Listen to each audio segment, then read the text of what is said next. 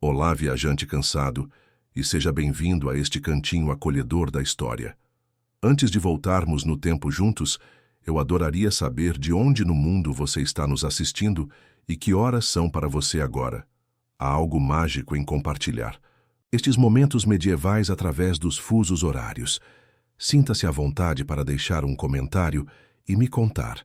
Se você gosta deste estilo de histórias calmas e imersivas do passado, vá em frente e clique no botão de inscrever-se para não perder episódios futuros, onde exploramos os mistérios mais fascinantes da história. Agora vamos deixar que as tensões do mundo moderno se dissipem enquanto viajamos de volta a um tempo muito distante, para testemunhar um dos momentos mais aterrorizantes da história medieval, quando a escuridão caiu ao meio-dia e uma civilização inteira pensou que o mundo estava acabando.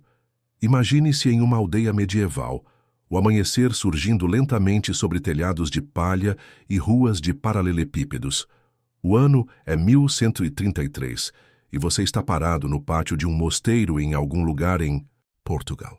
O ar matinal está fresco, carregando o aroma de fumaça de lenha de inúmeras lareiras e o cheiro terroso de pedra úmida pelo orvalho. Monges estão começando suas orações matinais, suas vozes ecoando suavemente através de corredores que testemunharam séculos de fé e devoção. Visualize a cena mais vividamente agora. Velas tremulam em janelas estreitas, projetando sombras dançantes nas paredes construídas espessas, o suficiente para resistir tanto ao tempo quanto aos cercos. Os sinos da torre do mosteiro soam através do campo, convocando não apenas os fiéis, mas marcando o ritmo da própria vida, em uma época onde relógios são raros e preciosos. Pássaros cantam hesitantemente na luz crescente, e em algum lugar na distância, um galo canta, anunciando outro dia em um mundo que se move ao ritmo ancestral da natureza. Mas esta manhã, em particular, carrega algo diferente no ar. Intruende. Há uma inquietação entre os aldeões que se reuniram fora dos portões do mosteiro, algo que vai além de suas preocupações usuais sobre rendimento da colheita ou a ameaça constante de invasores. O ferreiro pausou seus foles, deixando sua forja fria, apesar do trabalho do dia esperando. A mulher do padeiro aperta o xale mais firme ao redor dos ombros, não de frio, mas de um medo que ela não consegue nomear. Até mesmo as crianças parecem abatidas, permanecendo mais perto das saias de suas mães do que o habitual. Você vê neste mundo medieval, o céu acima não é meramente uma cúpula de azul ou cinza, mas uma vasta tapeçaria tecida por mãos divinas, onde cada nuvem, cada estrela, cada mudança nos padrões celestiais carrega um significado muito além do que poderíamos imaginar hoje. Os céus são a própria catedral de Deus, e quando algo incomum aparece lá, não é meramente um evento astronômico, mas uma mensagem, um aviso, ou talvez até mesmo um julgamento do próprio Todo-Poderoso. O padre da aldeia, Frei Antônio, emerge da capela de pedra, suas vestes marrom sussurrando suavemente enquanto caminha. Seu rosto, marcado pelos anos de sermões ao ar livre e inúmeras vigílias, carrega uma expressão de profunda preocupação.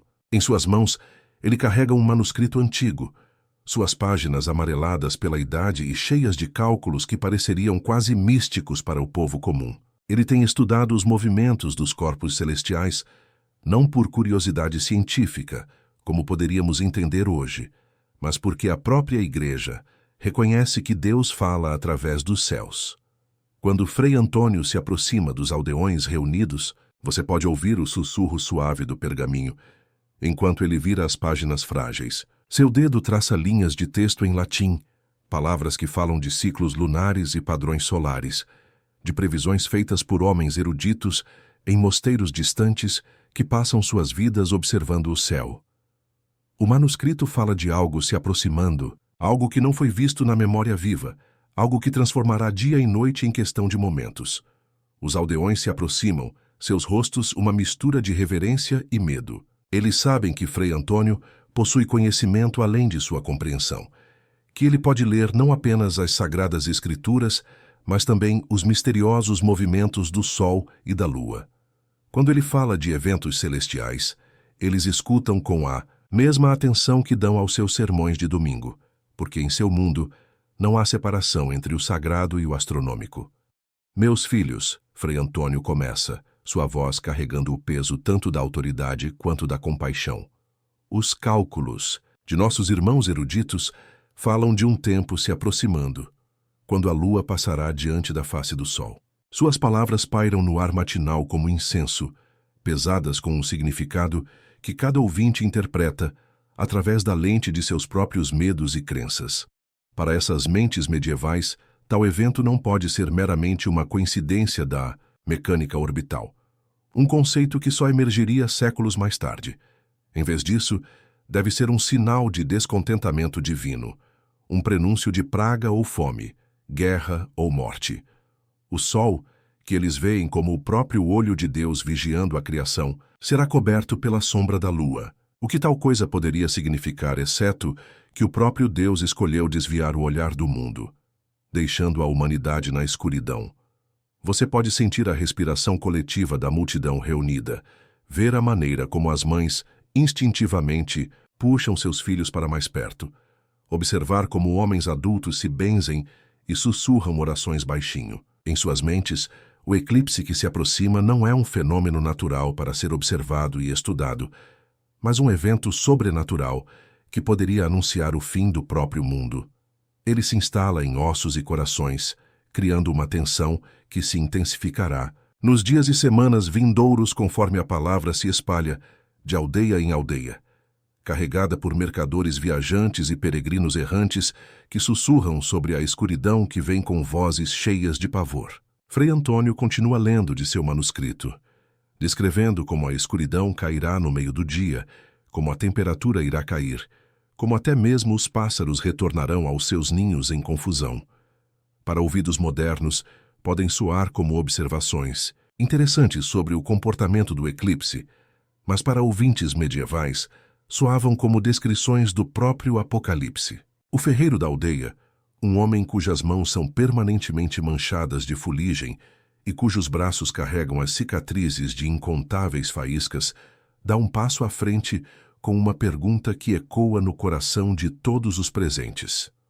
Padre, o que devemos fazer para nos prepararmos para tal coisa? Como podemos proteger nossas famílias quando o próprio Deus desvia seu rosto de nós?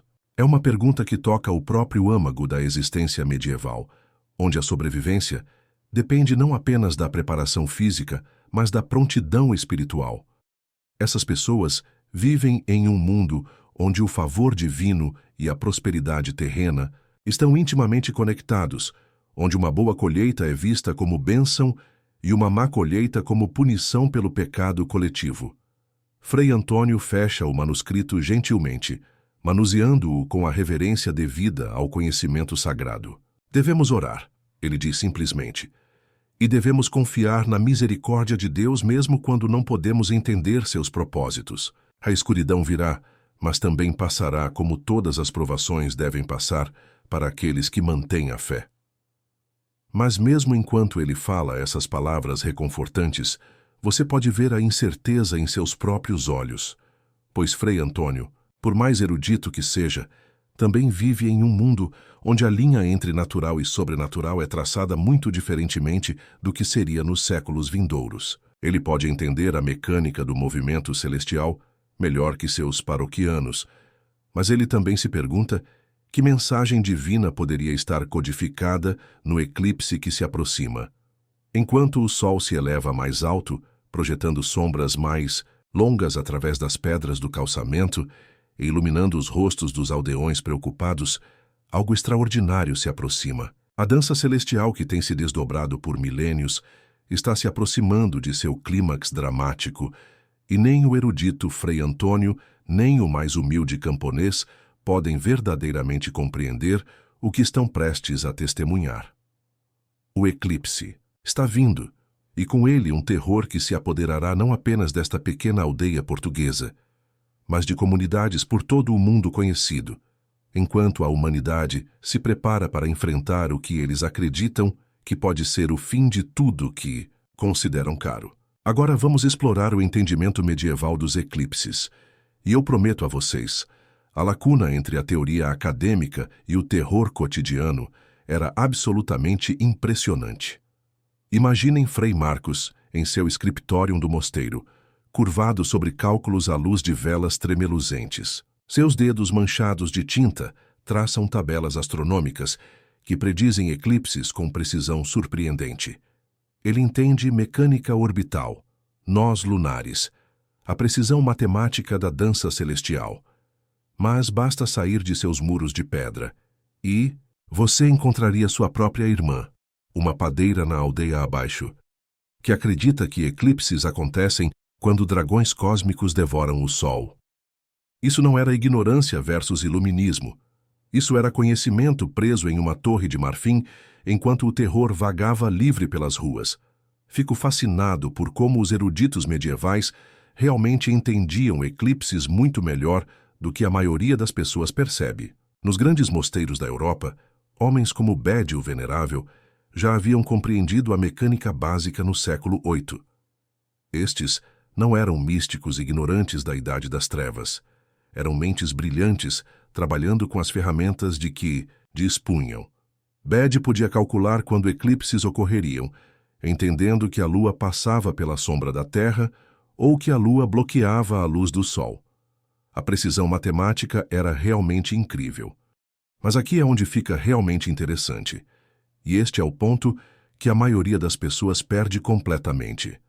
O conhecimento permanecia trancado naquelas bibliotecas monásticas. Imaginem Frei Bento, curvado sobre seus cálculos no scriptorium de alguma abadia remota, prevendo com perfeição que a escuridão engoliria o Sol numa terça-feira específica de março.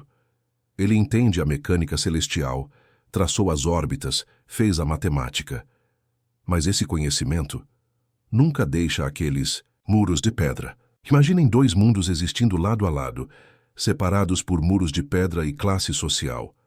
No mosteiro de Chartres, Mestre Gonçalo segura em suas mãos um tratado que mapeia ciclos de eclipse através dos séculos. Ele pode afirmar que o próximo eclipse solar ocorrerá em 15 de março de 1140, visível por exatos 3 minutos e 27 segundos. Seus cálculos são impecáveis, seu entendimento profundo.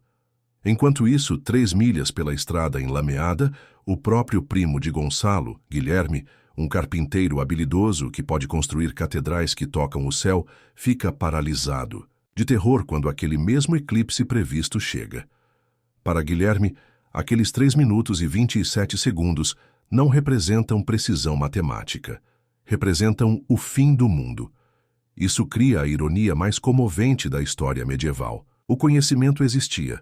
Conhecimento brilhante, preciso, científico, mas vivia em uma prisão de manuscritos latinos e isolamento acadêmico. Imaginem esta cena. Frei Antônio, que pode calcular eclipses com precisão ao minuto, senta compartilhando cerveja noturna com seus vizinhos da aldeia. A jovem Inês menciona seu terror da lua de sangue, que viu na semana passada. Thomas sabe exatamente o que causou aquele eclipse lunar. Ele poderia desenhar diagramas, citar Ptolomeu, explicar refração atmosférica. Mas ele permanece em silêncio.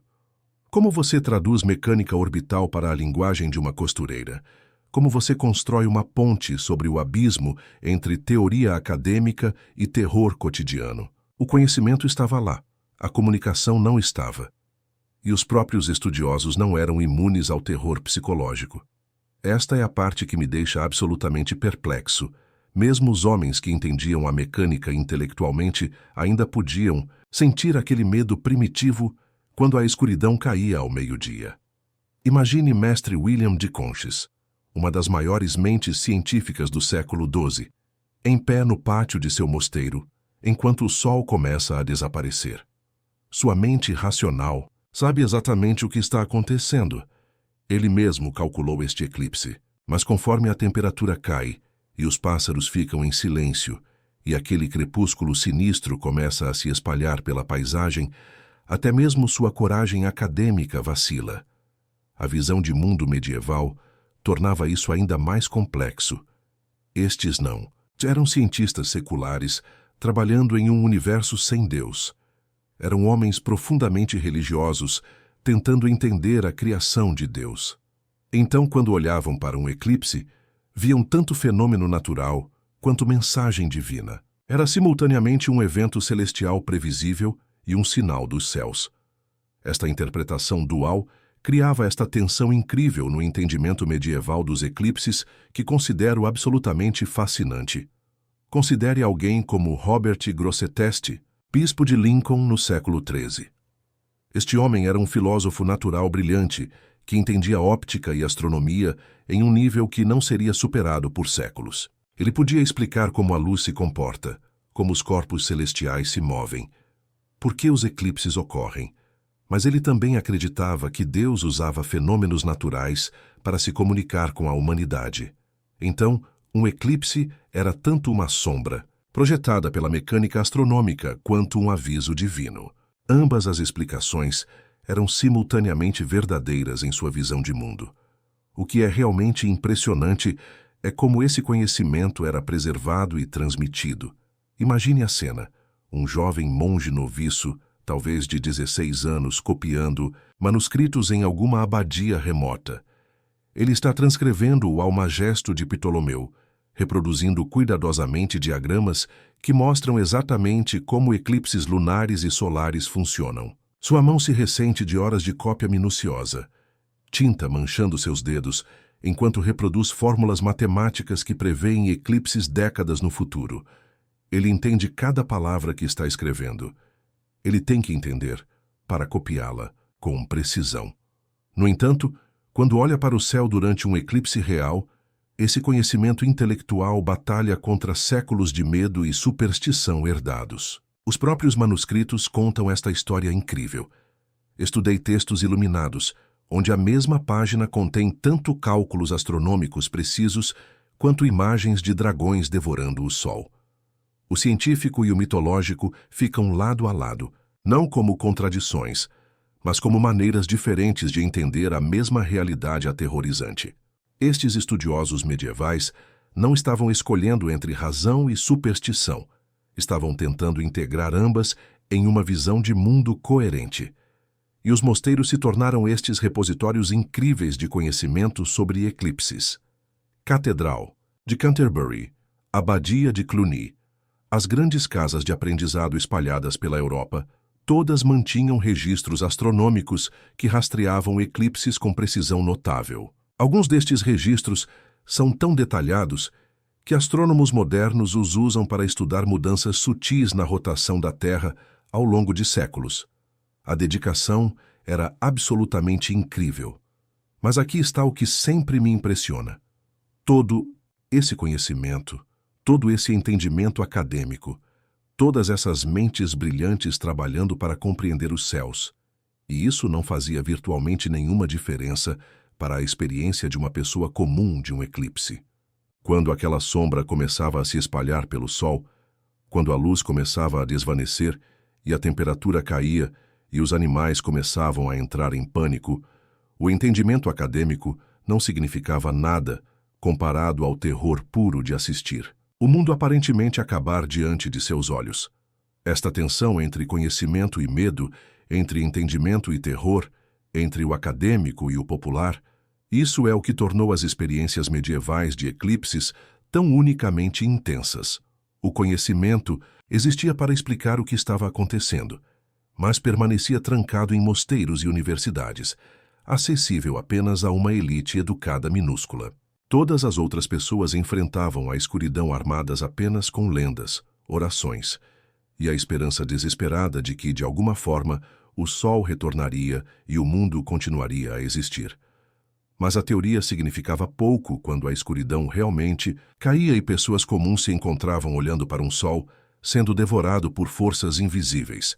Seu mundo inteiro mergulhando em um crepúsculo impossível que desafiava tudo o que pensavam saber sobre a ordem natural da criação. Do entendimento acadêmico à experiência humana bruta, aqui é onde esta história toma um rumo que vai redefinir completamente tudo o que você pensou que sabia sobre coragem medieval. A manhã de 12 de agosto de 1133 amanheceu com uma quietude sinistra que até mesmo os mais supersticiosos entre nós teriam notado. Quero que você imagine esta cena comigo, porque o que se desenrolou naquele dia abalaria as próprias fundações do entendimento medieval. Na vila de Cluny, O ar pairava denso e úmido, incomum para uma manhã de agosto na Borgonha.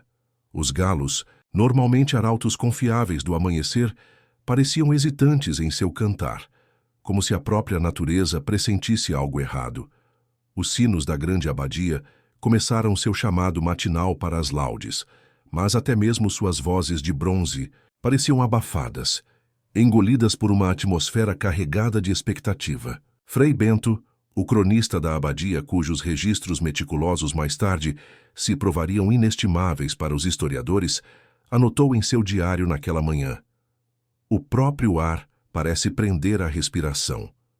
Ele não estava sozinho nesta observação. Do mais humilde camponês ao mais erudito estudioso, pessoas por toda a Europa medieval mais tarde descreveriam esta mesma sensação, esta inquietação coletiva que precedeu um dos eventos celestiais mais dramáticos da história.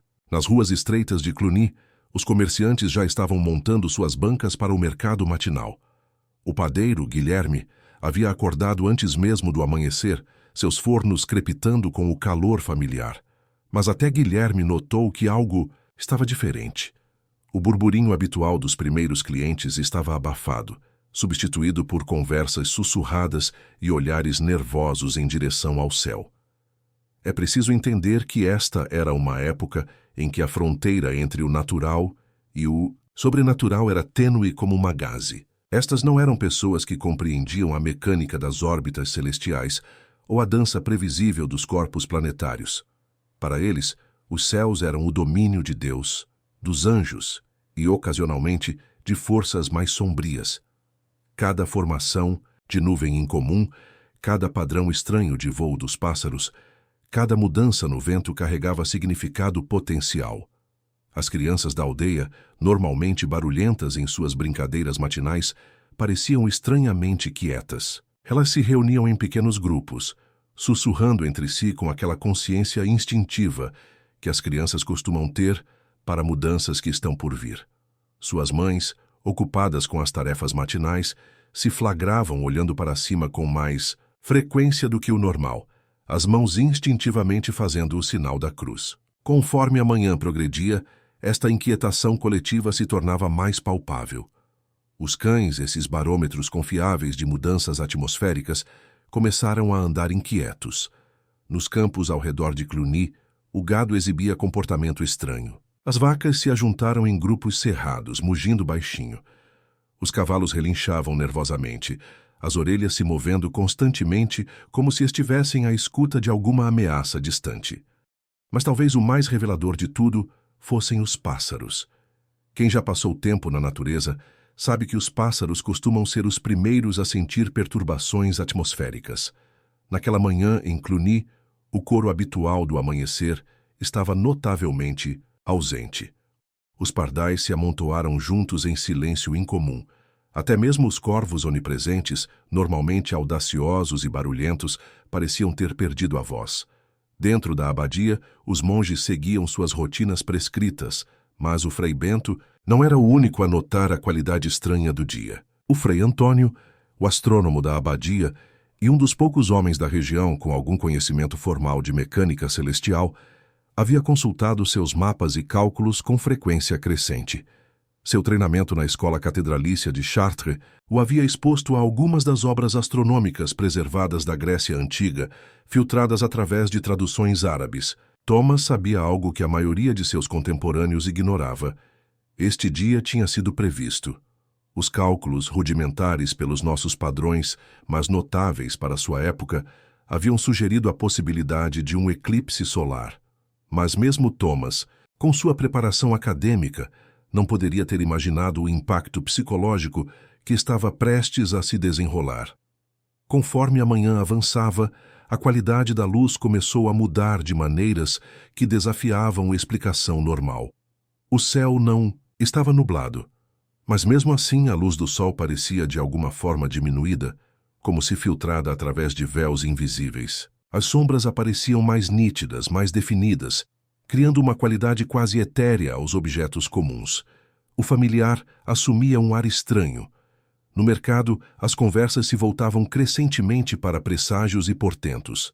A velha Marie, vendedora de ervas cujo rosto enrugado havia visto 7 décadas de estações em mudança, falava em tons baixos sobre manhãs estranhas similares de sua juventude. Ela se lembrava das histórias de sua avó sobre dias quando o sol perdia sua força e o que tais eventos poderiam pressagiar. O padre da aldeia, Padre Anselmo, encontrou suas orações matinais interrompidas por um fluxo crescente de paroquianos buscando tranquilidade. Estes não eram os peticionários habituais, com seus problemas familiares de crianças doentes ou colheitas fracassadas. Eram pessoas pressentindo algo profundo se aproximando, algo que transcendia sua experiência ou compreensão.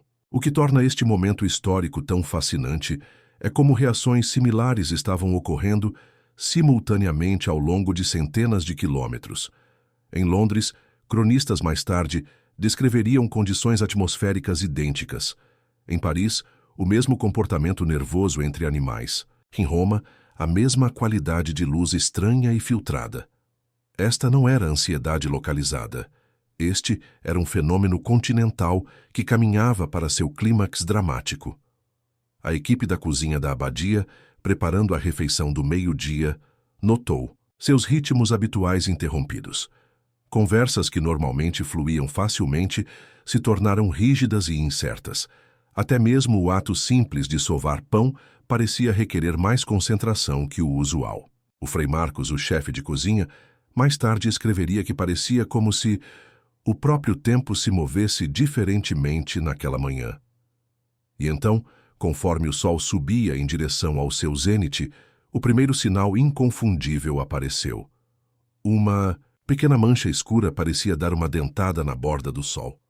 Era mal perceptível no início, facilmente descartada como truque dos olhos ou uma nuvem passageira. Mas para aqueles poucos que notaram, que possuíam a coragem de olhar brevemente para o céu, apesar de séculos de advertências sobre olhar diretamente para o sol, aquela pequena sombra marcou o início do confronto da Europa medieval com forças cósmicas além de sua compreensão. O Frei Antônio, com seu treinamento astronômico, estava entre os primeiros a reconhecer o que estava acontecendo. Suas mãos tremeram levemente enquanto consultava seus mapas uma última vez, confirmando o que seus cálculos haviam sugerido. Mas mesmo sua preparação acadêmica não poderia tê-lo preparado para o que estava prestes a se desenrolar. A atmosfera estranha da manhã, de repente, fez perfeito sentido. Os animais inquietos, a energia nervosa, a qualidade da luz, a inquietação coletiva, tudo eram preparações sutis da natureza para um evento que desafiaria toda suposição sobre a ordem previsível da criação. E então, a primeira sombra toca o sol, e o terror medieval desperta. Conforme a sombra começa sua marcha implacável pela superfície ardente do sol, o terror desperta da forma mais primitiva imaginável. Aquela primeira mordida de escuridão não era apenas um fenômeno astronômico. Era o momento em que a ordem natural revelou que havia sido uma ilusão o tempo todo. O eclipse havia começado. Aquela primeira mordida escura aparecendo na borda do sol era como ver a morte dando sua primeira mordida na própria vida. Irmão Tomás de Canterbury, escrevendo anos depois, procuraria palavras para capturar este momento. O sol parecia ferido, como se perfurado pela própria lâmina do diabo. Mas Tomás não estava criando poesia. Ele era um cronista treinado, encarregado de registrar fatos. Mas como documentar o impossível? Como descrever em termos racionais o momento em que a própria razão começa a desmoronar? Parado ali na praça, observando a sombra se arrastar pelo disco solar, a temperatura teria começado a cair quase imediatamente. Vocês precisam entender. Em 1185, as pessoas não tinham previsões meteorológicas, termômetros ou qualquer estrutura científica para explicar por que o ar de repente se sentia diferente. Tudo o que sabiam era que algo estava terrivelmente, impossivelmente errado com a ordem natural das coisas. Vejam como o terror se espalha por uma multidão como ondas pela água. Primeiro, os comerciantes pausam suas negociações matinais, mãos congeladas sobre moedas de cobre. Então as crianças param suas brincadeiras, percebendo algo errado na quietude súbita dos adultos. O ferreiro da aldeia deixa cair seu martelo, ele que não teme nem fogo nem lâmina, e faz o sinal da cruz com mãos que tremem como folhas de outono. Este não era medo comum. Era o reconhecimento de que tudo o que haviam acreditado sobre a realidade poderia ter estado errado. A cosmologia medieval não era apenas astronomia, era teologia escrita em luz estelar. Cada nascer do sol era a promessa diária de Deus. Eu estou aqui, eu estou observando, eu vou protegê-los. Cada pôr do sol era um lembrete gentil. Descansem agora, pois trarei a luz novamente. Isto não era metáfora para mentes medievais. Esta era a estrutura literal do convênio divino. Agora esse convênio estava se estilhaçando diante de seus olhos. Se Deus podia permitir que sua própria luz morresse, que outras promessas poderiam se provar quebráveis, que outras certezas poderiam se dissolver na escuridão cósmica, irmão Aldrich, nosso monge fictício, mas absolutamente representativo, teria imediatamente reconhecido os sinais. Ele havia passado toda a sua vida estudando as Escrituras e sabia exatamente o que isso significava. O livro de Joel falava do sol sendo transformado em escuridão antes do grande e terrível dia do Senhor. Mateus alertava que o sol seria escurecido e a lua não daria sua luz antes do Filho do Homem aparecer no céu. Este não era apenas um eclipse, era uma profecia sendo cumprida. O impacto psicológico não pode ser subestimado. Imaginem viver em um mundo onde todo o entendimento da realidade é construído sobre a certeza absoluta de que Deus controla os céus, que o sol nasce e se põe de acordo com sua vontade divina. Então, de repente, sem aviso, sem qualquer pecado grande o suficiente para justificar tal punição, o próprio sol começa a morrer. Conforme a sombra crescia, consumindo mais do disco solar, o comportamento da multidão teria mudado drasticamente. Os murmúrios se transformaram em orações. Então as orações se transformaram em lamentos de terror. As pessoas começaram a cair de joelhos, não em reverência, mas em desespero absoluto. Estavam testemunhando o que acreditavam ser a dissolução ativa da própria criação. Os animais também sentiram. Cães começaram a uivar daquela forma particular, que reservam para a morte e o desastre. Cavalos batiam os cascos e relinchavam, seus olhos girando brancos de medo que não tinha explicação terrena. Até os pássaros, essas criaturas que navegam pela posição do sol, começaram a exibir o comportamento confuso típico do anoitecer, no meio do que deveria ter sido uma manhã brilhante. Mas aqui está a parte mais louca. A mente medieval imediatamente começou a buscar explicações, alguém para culpar. Eclipses não aconteciam aleatoriamente em sua visão de mundo. Eram punição divina, guerra sobrenatural, ou o resultado de pecados terríveis que exigiam expiação imediata. Irmão Aldrich, observando de sua posição perto das portas da catedral, teria visto a multidão começar a se fragmentar ao longo das linhas de medo e superstição. Algumas pessoas imediatamente começaram a confessar seus pecados em voz alta, convencidas de que suas transgressões pessoais haviam de alguma forma contribuído para esta catástrofe cósmica. Outras começaram a apontar dedos, procurando bodes expiatórios, qualquer um cuja maldade pudesse ter trazido a ira de Deus sobre toda a comunidade. O que é realmente aterrorizante é que as pessoas medievais tinham precedentes históricos para este tipo de pensamento. Sabiam que eclipses haviam precedido desastres antes. Lembravam-se de histórias, fossem elas precisas ou embelezadas, de eclipses que haviam coincidido com pragas, fomes, mortes de reis, queda de reinos. Em suas mentes, este não era apenas um evento celestial para observar. Era um aviso, um sinal, uma promessa de devastação por vir. Conforme a sombra continuava seu consumo inexorável do sol, a luz na praça começou a mudar de formas que teriam parecido completamente não naturais aos olhos medievais. Não era como o escurecimento gradual da noite, que entendiam e esperavam. Esta era uma luz dura, metálica, que parecia drenar a cor de tudo que tocava. O próprio ar se sentia diferente, mais fino, mais frio, carregado de uma tensão elétrica que fazia os cabelos se arrepiarem. As crianças começaram a chorar, Não o choro comum das crianças pequenas, mas os lamentos profundos e dilacerantes que nascem do terror genuíno. Elas não conseguiam entender o que estava acontecendo, mas podiam sentir o medo dos adultos, como uma presença física no ar.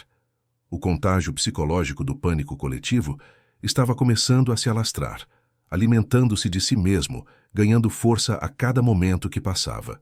Frei Aldrich teria reconhecido seu dever neste momento.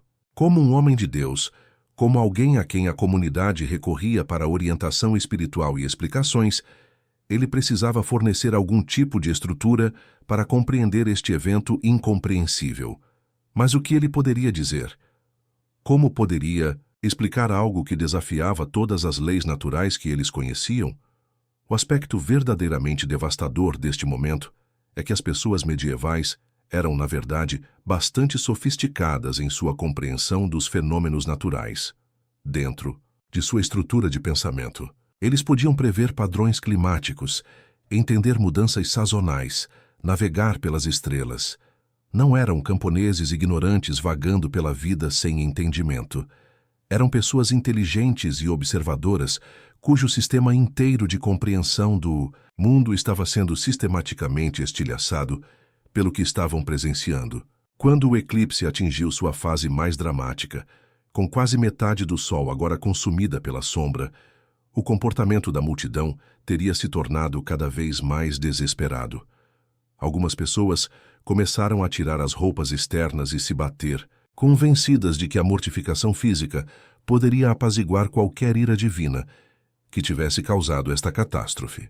Outras formaram círculos de oração espontâneos, entoando frases em latim que mal compreendiam, mas esperavam que tivessem poder protetor.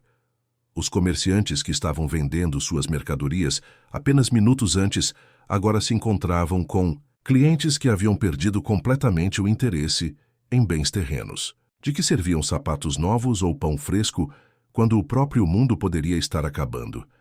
Dinheiro, status, preocupações diárias, tudo o que havia parecido importante ao amanhecer tornou-se sem significado diante deste horror cósmico.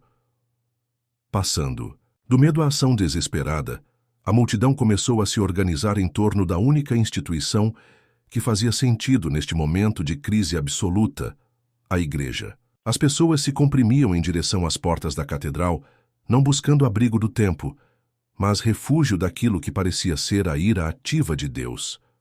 Elas precisavam estar o mais perto possível de terra consagrada, de relíquias sagradas, de qualquer coisa que pudesse oferecer proteção das forças sobrenaturais, que claramente estavam em guerra nos céus acima. Os sinos da catedral, que haviam estado tocando as horas canônicas apenas momentos antes, agora assumiram um significado completamente diferente. Suas vozes de bronze tornaram-se gritos de guerra, chamando os fiéis não para a adoração, mas para a batalha espiritual. Cada toque parecia dizer: venham juntos, rezem juntos, lutem contra esta escuridão juntos. O som se estendia por quilômetros pelo campo, alcançando vilarejos e fazendas, onde as pessoas interromperam seu trabalho e olharam em direção às torres das igrejas com uma mistura de esperança e terror. Dentro da catedral, a cena era igualmente dramática.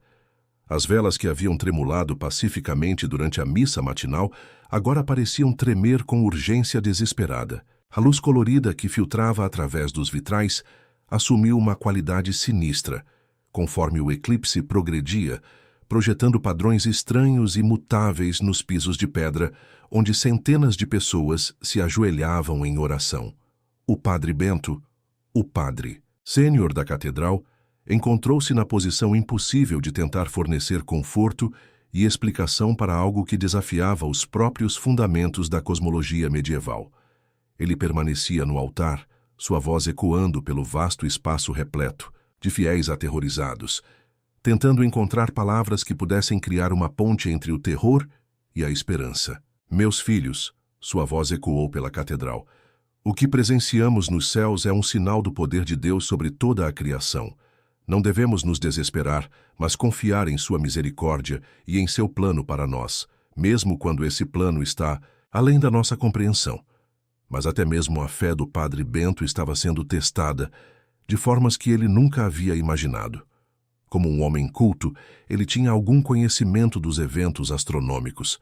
Ele entendia que eclipses haviam sido preditos por estudiosos antigos, que seguiam padrões que sugeriam causas naturais, ao invés de puramente sobrenaturais. Ainda assim, permanecendo ali em sua catedral, observando sua congregação tremer de terror enquanto a luz falhava lá fora, até mesmo seu entendimento intelectual parecia pequeno e inadequado. O verdadeiro horror não era o céu escurecendo, era o desmoronamento da própria certeza. Imagine construir toda a sua vida em uma verdade inabalável. O sol nasce, o sol se põe. Deus cumpre suas promessas. Então imagine assistir essa verdade se dissolver em tempo real. Se o sol podia morrer, Deus poderia abandoná-los completamente? Se o dia podia se tornar noite sem aviso, que outras leis cósmicas eram meras sugestões? Eles não estavam apenas perdendo luz. Estavam perdendo a lógica fundamental que tornava a sobrevivência possível. Crianças se agarravam às túnicas de suas mães, mas muitas mães se encontravam olhando ao redor desesperadamente por alguém, qualquer um, que pudesse ter respostas ou conforto a oferecer. As hierarquias sociais normais começaram a se dissolver conforme o medo despedaçava as pretensões polidas habituais.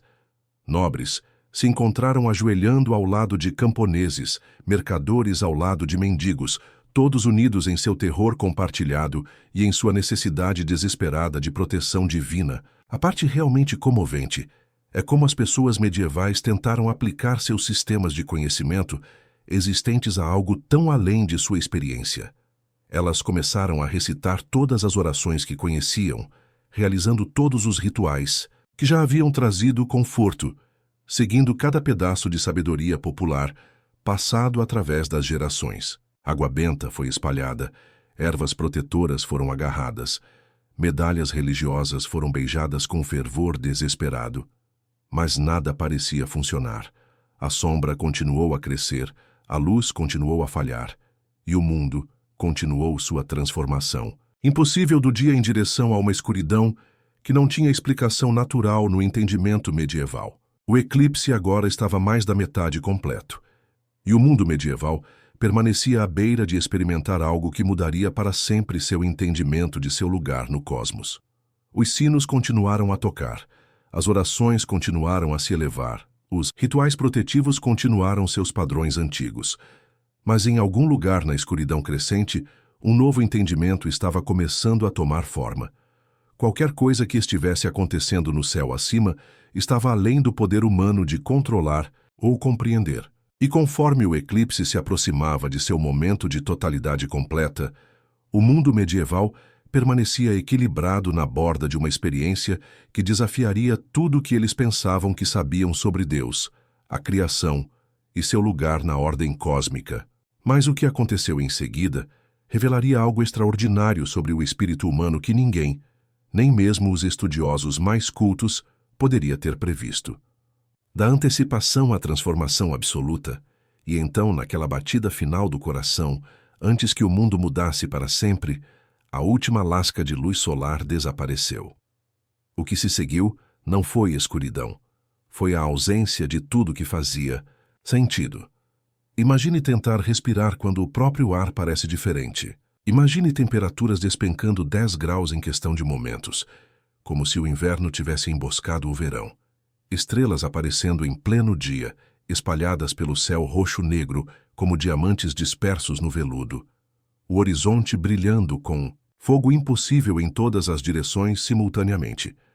Isso não era noite. Noite era previsível, gentil, cheia de sons familiares e rotinas reconfortantes. Isso foi abandono cósmico, o momento quando as leis fundamentais da existência simplesmente pararam de funcionar. Aqui é onde a experiência medieval se torna quase impossível de imaginar da nossa perspectiva moderna. O próprio ar se tornou metálico, com sabor de cobre e medo. Sua respiração se tornou visível no que havia sido ar quente de verão momentos antes. O cão da família, que estivera dormindo preguiçosamente no pátio, começou a uivar com um som que parecia vir das profundezas da própria terra. E ali, pendurada no céu roxo-negro onde o sol deveria estar, estava algo que nenhum olho medieval havia visto antes. A corona do Sol, aquela coroa etérea de luz que só se torna visível durante o eclipse total. Para nós, pode parecer bonita, até mesmo espiritual, mas para observadores medievais, não parecia nada menos que o fantasma do Sol morto, um lembrete espectral da luz que havia sido assassinada nos céus. O silêncio era quase tão aterrorizante quanto a escuridão. As aves, confusas pela súbita chegada da noite, voltaram aos seus poleiros com piados ansiosos. Os galos começaram a cantar, achando que o entardecer havia chegado. Até mesmo o vento parecia prender a respiração, criando uma quietude não natural que fazia com que cada pequeno som, o choro de uma criança, uma oração sussurrada, o arrastar de pés na pedra, soasse estranhamente alto e significativo. Mas foi a resposta humana que mais revela sobre a compreensão medieval do cosmos. Irmão Aldrich, parado na praça da catedral, observou enquanto toda a sua comunidade se confrontava com o que acreditavam ser o fim do mundo. Algumas pessoas ficaram completamente em silêncio, mudas pela impossibilidade do que estavam testemunhando. Outras começaram a gemer com uma dor tão profunda que parecia vir das próprias fundações de suas almas. O que me impressiona como absolutamente fascinante é como diferentes indivíduos processaram esse momento de terror supremo. Os eruditos, como o irmão Tomás, encontraram suas estruturas intelectuais completamente inadequadas. Todas as suas cartas e cálculos, toda a sua compreensão da mecânica celeste não significavam nada quando confrontados com o impacto psicológico bruto de assistir ao Sol morrer. O conhecimento não podia protegê-los do medo primitivo que surge quando as constantes mais básicas da existência subitamente se revelam instáveis. As pessoas comuns, aquelas que nunca haviam pretendido entender os céus, às vezes mostravam uma resiliência notável. Estou pensando em pessoas como Inês, a mulher do padeiro, que pode ter sussurrado para seus filhos aterrorizados: "O sol foi dormir, mas vai acordar de novo." Deus não nos abandonaria para sempre. Sua falta de compreensão astronômica sofisticada às vezes funcionava a seu favor, permitindo-lhes agarrar-se a explicações mais simples e reconfortantes. A resposta religiosa foi talvez a mais complexa. Padre Bento e os outros clérigos se encontraram na posição impossível de precisar fornecer liderança espiritual durante o que parecia ser o apocalipse literal. Alguns se elevaram ao desafio magnificamente, suas vozes soando claramente através da escuridão, enquanto conduziam orações e ofereciam tranquilização. Outros encontraram sua própria fé abalada até as fundações, lutando para reconciliar sua crença em um Deus benevolente com esse horror cósmico se desenrolando acima deles. As crianças reagiram com aquela sabedoria misteriosa que às vezes emerge em momentos de crise. Enquanto os adultos lutavam para encaixar esse evento em suas estruturas existentes de compreensão, as crianças muitas vezes simplesmente aceitavam que algo extraordinário estava acontecendo. Elas se agarravam aos seus pais, certamente, mas muitas pareciam menos aterrorizadas do que os adultos ao seu redor. Talvez suas mentes, ainda não completamente moldadas pelas suposições adultas sobre como o mundo deveria funcionar, fossem mais adaptáveis a testemunhar o impossível. O eclipse durou apenas alguns minutos. Registros históricos sugerem que a totalidade durou entre 2 e 4 minutos, na maioria dos locais. Mas esses minutos se estenderam como horas na imaginação medieval. O próprio tempo parecia suspenso, como se a progressão normal dos momentos tivesse parado junto com a luz do sol. As pessoas mais tarde jurariam que o eclipse durou muito mais do que realmente durou, seu terror esticando esses preciosos minutos no que parecia uma eternidade de abandono cósmico. E então, tão repentinamente quanto havia desaparecido, a luz do sol começou a retornar. A primeira pequena fresta de luz brilhante perfurou a escuridão, e com ela veio a mais avassaladora torrente de alívio e gratidão que a Europa medieval já havia experimentado. Pessoas que estavam convencidas de que testemunhavam o fim do mundo subitamente se encontraram perdoadas, recebendo outra chance de vida pela qual não haviam ousado esperar. A transformação psicológica foi imediata e profunda. Lágrimas de terror se tornaram lágrimas de alegria. Lamentos de desespero se transformaram em gritos de agradecimento. Pessoas que estavam se preparando para a morte se encontraram celebrando a ressurreição, não apenas do sol, mas da própria esperança.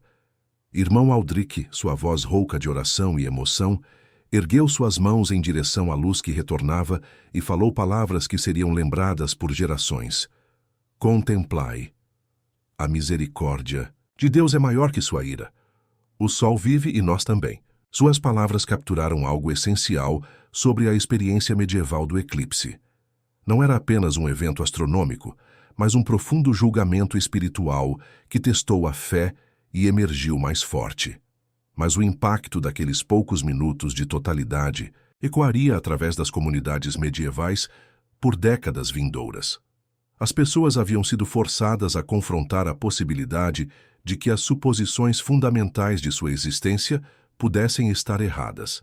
Elas haviam encarado a escuridão cósmica e encontrado recursos de coragem e fé que não sabiam que possuíam.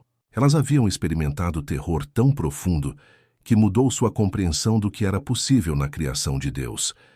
Neste momento mais sombrio, a resposta da humanidade revelaria não apenas nossa capacidade para o terror, mas nossa extraordinária habilidade de encontrar luz mesmo quando o próprio sol nos abandona.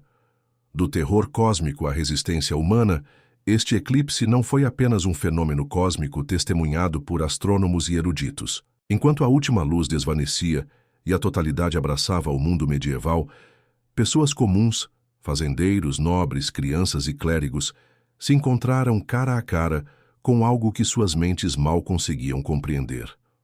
As histórias de como indivíduos responderam naqueles preciosos momentos de escuridão revelam o lado mais humano deste evento extraordinário.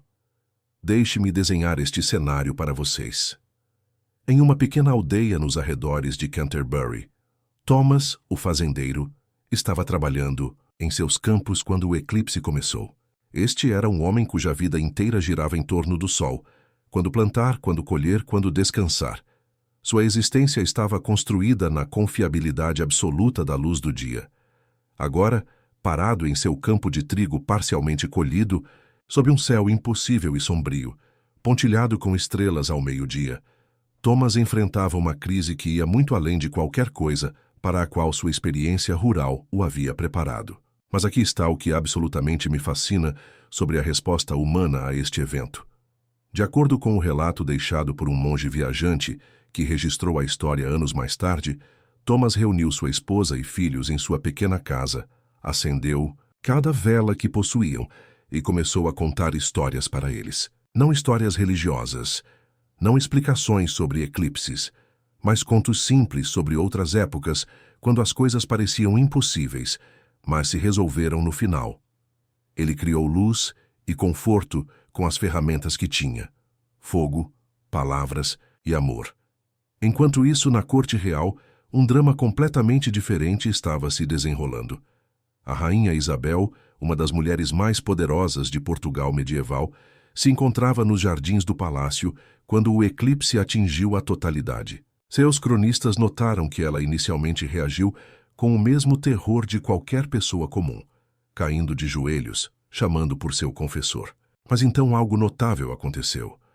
Conforme a escuridão se aprofundava e seus cortesãos começaram a entrar em pânico, Isabel se levantou e começou a organizar uma resposta. Ela ordenou que cada servo acendesse tochas e velas por todo o palácio. Ela comandou seus músicos a tocarem, não música religiosa, mas melodias alegres que pudessem elevar os espíritos.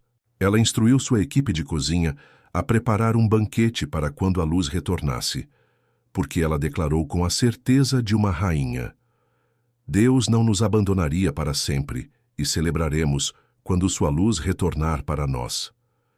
Isabela transformou seu terror em ação, e sua ação ajudou toda uma casa a sobreviver aos momentos mais sombrios do eclipse com a dignidade intacta.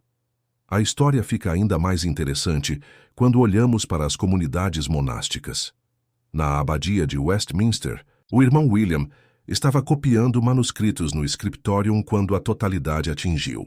A escuridão súbita foi tão completa que ele não conseguia ver a tinta em sua pena. Mas em vez de fugir, ele permaneceu em sua mesa de escrita e começou a orar em voz alta. Não em latim, como seus colegas monges teriam esperado, mas em inglês, para que os trabalhadores leigos no Scriptorium pudessem entender e se juntar. Sua oração simples se tornou um ponto de reunião para todos naquela sala. Senhor, ele disse, não podemos ver para trabalhar, mas podemos ver para amar uns aos outros. Não podemos acender o sol, mas podemos acender nossos próprios corações. Quando o eclipse terminou, aquela sala cheia de pessoas aterrorizadas havia se tornado uma comunidade unida pela experiência compartilhada do mistério divino. As respostas das crianças eram frequentemente as mais notáveis de todas. Em uma escola da aldeia perto de Winchester, a jovem Margaret, com apenas 8 anos de idade, surpreendeu sua professora durante a totalidade ao perguntar, não quando a luz voltará, mas o que podemos aprender desta escuridão? Quando, sua professora, irmã Catherine, perguntou o que ela queria dizer.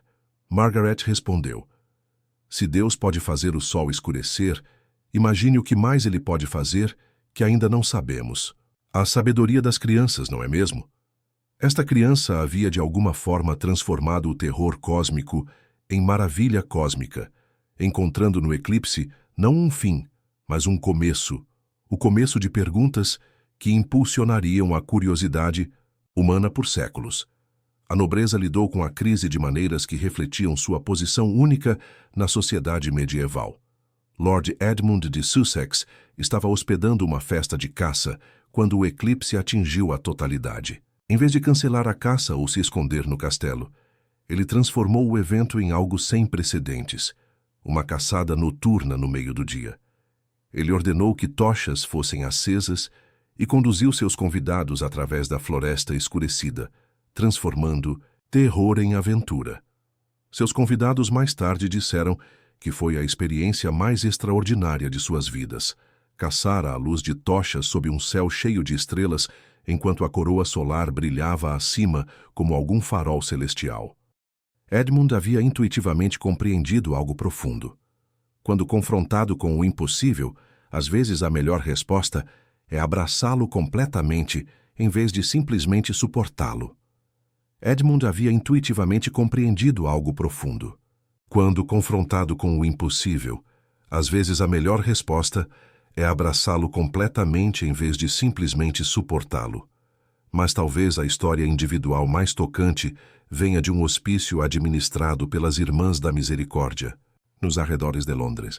A irmã Maria Madalena estava cuidando de um homem moribundo chamado Robert quando o eclipse começou.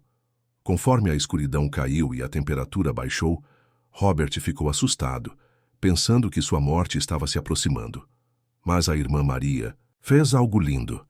Ela reuniu todos os outros pacientes que conseguiam se mover e os trouxe para a cabeceira de Robert. Se vamos testemunhar o fim do mundo, ela disse a eles, vamos testemunhar juntos, com amor. Os pacientes do hospício passaram aqueles minutos de totalidade de mãos dadas, compartilhando histórias de suas vidas, oferecendo conforto uns aos outros. Quando a luz retornou, Robert ainda estava morrendo, mas não tinha mais medo.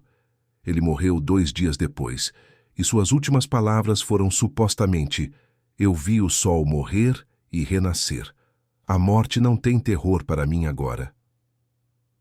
Estas histórias individuais revelam algo extraordinário sobre o espírito humano durante a crise. As pessoas não apenas suportaram passivamente o eclipse, elas o transformaram em algo significativo através de suas respostas. Elas criaram luz na escuridão, encontraram comunidade no isolamento, descobriram coragem no terror.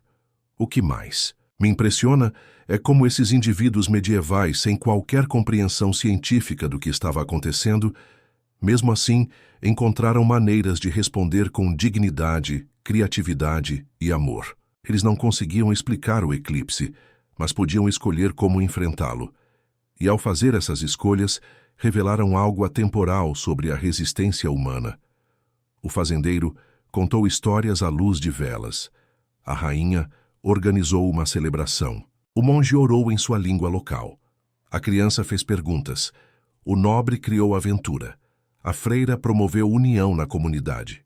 Cada resposta foi diferente, mas todas compartilhavam um fio comum: a recusa em deixar o terror cósmico ter a palavra final na experiência humana. Quando a totalidade passou, a primeira luz retornou, e esses indivíduos se encontraram transformados, não apenas pelo que haviam presenciado, mas por como haviam escolhido presenciar. Descobriram recursos dentro de si mesmos que não sabiam que existiam. Aprenderam que mesmo quando o próprio sol falha, a capacidade humana para a luz, para o amor, coragem, criatividade e esperança permanece intacta.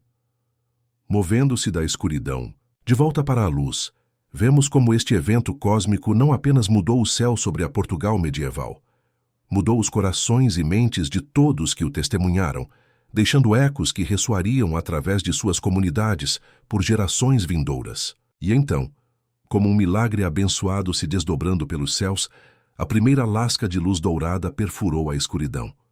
Mal posso imaginar o alívio avassalador que deve ter lavado sobre cada alma que testemunhou aquele momento. Após o que pareceu uma eternidade de terror cósmico, a borda radiante do sol emergiu por trás da sombra da lua, e com ela veio o mais profundo senso de libertação que a Europa medieval já havia experimentado. Imagine esta cena comigo.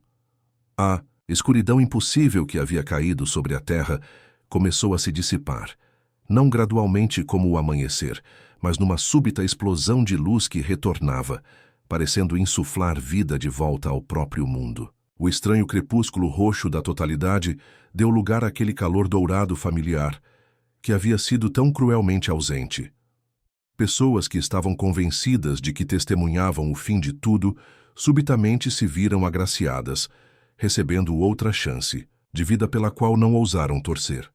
A transformação psicológica foi instantânea e avassaladora. Em praças de catedrais por toda a Inglaterra, lamentações de terror se transformaram em gritos de júbilo. Pessoas que haviam caído de joelhos em desespero agora lutavam para se levantar, braços erguidos em direção ao sol que retornava em gestos de pura gratidão. O mundo medieval estava experimentando sua própria ressurreição, e o impacto emocional estava além de qualquer coisa que pudessem ter imaginado. Frei Bento, nosso cronista na abadia de Cluny, mais tarde escreveria que o momento em que a luz retornou pareceu a própria mão de Deus levantando o véu da morte da criação. Mas o que me impressiona como mais notável não é apenas o alívio, é quão rapidamente esse alívio se transformou em algo mais profundo. Isso não era apenas felicidade porque a crise havia passado, era um despertar espiritual profundo que remodelaria o entendimento medieval por gerações.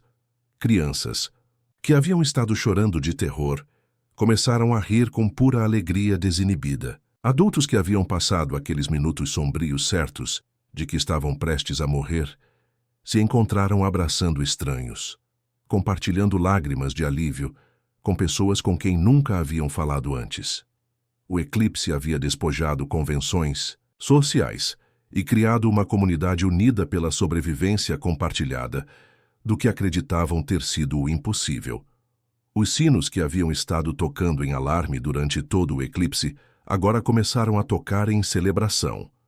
Cada torre de igreja, por toda a zona rural inglesa, adicionou sua voz de bronze a uma sinfonia de gratidão que carregou por milhas. O som era diferente de qualquer coisa que ouvidos medievais haviam escutado antes. Não o badalar comedido das horas canônicas ou a solenidade dos ritos fúnebres, mas som puro e jubiloso que celebrava algo tão simples quanto o fato de que o sol ainda existia.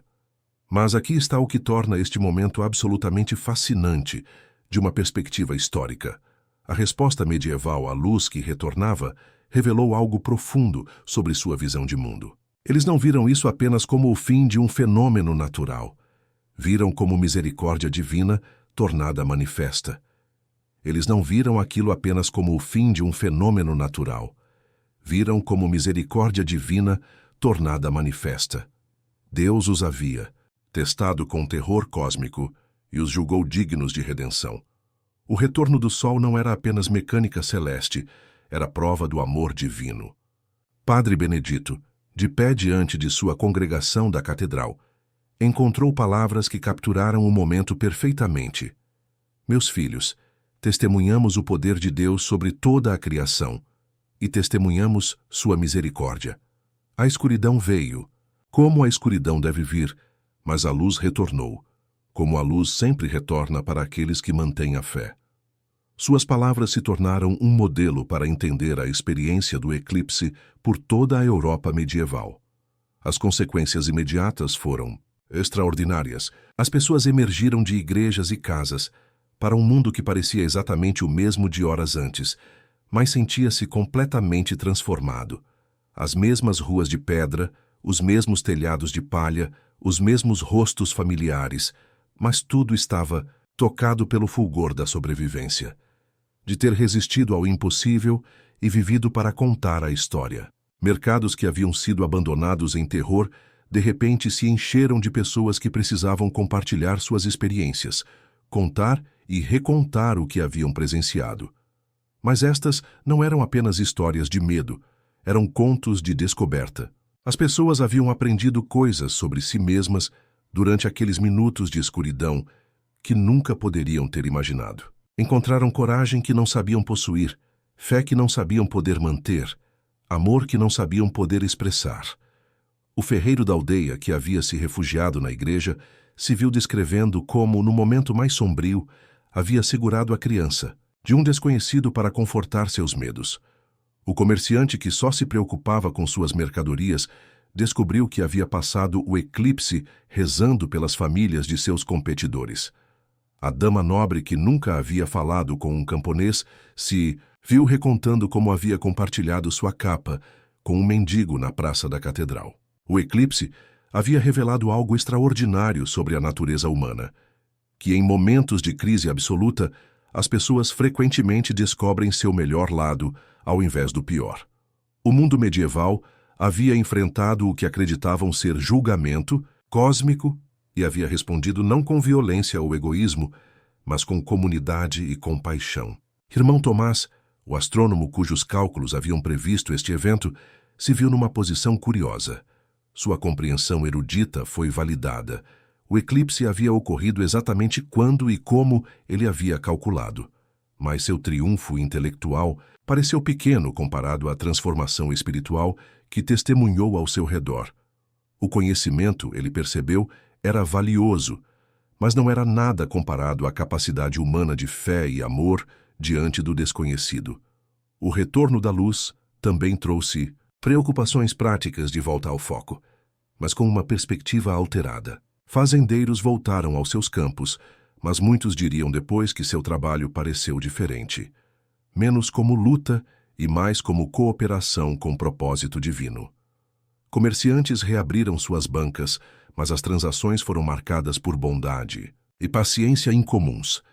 Crianças voltaram às suas brincadeiras, mas suas brincadeiras frequentemente incorporavam novos elementos. Jogos sobre escuridão e luz, sobre se esconder e ser encontrado, sobre finais que se tornaram começos. Cronistas medievais observaram que os meses seguintes ao eclipse foram marcados por harmonia incomum nas comunidades por toda a Europa. Disputas que haviam parecido importantes antes do eclipse foram resolvidas mais facilmente.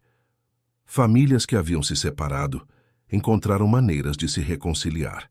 Até conflitos entre aldeias vizinhas frequentemente se resolveram em paz, como se a experiência compartilhada do terror cósmico houvesse lembrado a todos o que realmente importava.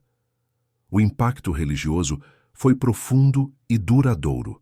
Igrejas relataram maior frequência, mas, mais importante, observaram uma mudança na qualidade da adoração. As pessoas não estavam apenas seguindo os movimentos da observância religiosa, estavam participando com uma profundidade de sentimento que vinha de ter confrontado a possibilidade do abandono divino e descoberto a misericórdia divina em seu lugar. Artistas e artesãos começaram a incorporar imagens de eclipse em seu trabalho, não os dragões aterrorizantes da mitologia tradicional do eclipse, mas símbolos de transformação e renovação. Vitrais começaram a apresentar cenas de escuridão dando lugar à luz. Manuscritos iluminados mostravam o sol coroado com a beleza etérea da corona, transformado de símbolo de confiabilidade constante em símbolo de mistério e poder divinos. Mas talvez o impacto mais duradouro tenha sido na compreensão medieval da própria mudança. Antes do eclipse, a mudança era frequentemente vista como ameaçadora, uma perturbação da ordem divina. Depois de testemunhar o próprio sol se transformar e retornar, a mudança começou a ser entendida de forma diferente, como parte do plano divino, como oportunidade de renovação, como prova de que até mesmo as constantes mais fundamentais podiam ser transformadas sem serem destruídas. O eclipse havia terminado, mas suas influências estavam apenas começando. Comunidades por toda a Europa medieval se viram transformadas de maneiras tanto sutis quanto profundas. Haviam sobrevivido ao impossível e, ao sobreviver, haviam descoberto capacidades de resistência, fé e amor que remodelariam sua cultura por gerações vindouras. Mas eclipses deixaram marcas duradouras na sociedade medieval que foram muito além do impacto emocional imediato de sobreviver ao terror cósmico. O que estou prestes a compartilhar com vocês a seguir revela algo notável sobre a natureza humana que a maioria dos historiadores perde completamente. Vamos explorar como este evento celestial mudou comunidades de maneiras que ecoariam através de gerações. Mas a influência do eclipse não terminou quando a última sombra se ergueu da Terra. Imaginem isto: comunidades inteiras reestruturando suas vidas em torno de 4 minutos de terror cósmico. Fazendeiros que haviam vivido seguindo o nascer e pôr do sol por gerações de repente, desenvolvendo novos rituais para quando o céu pudesse mentir novamente. Crianças nascidas depois do eclipse, crescendo com canções de ninar que incluíam versos sobre o dia em que o sol escureceu, mas voltou porque fomos corajosos. Isto não era apenas trauma, era transformação.